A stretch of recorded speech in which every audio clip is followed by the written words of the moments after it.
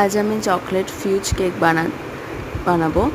তো এগুলো হচ্ছে কিছু ইনগ্রিডিয়েন্টস যেগুলো এটা বানানোর জন্য লাগবে। ফার্স্টে আমি বাটারটাকে মেল্ট করব।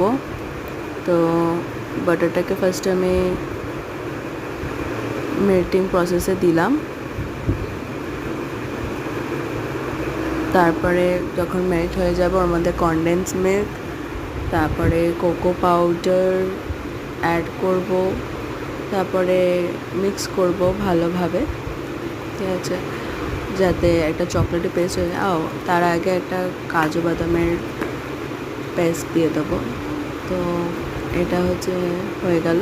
তারপরে এটাকে ডিপ ফ্রিজে রেখে দেবো, বা মানে ডিপ ফ্রিজ না, এমনি ফ্রিজে 3 ঘন্টার জন্য রেখে দেবো। তারপরে it is ready to it.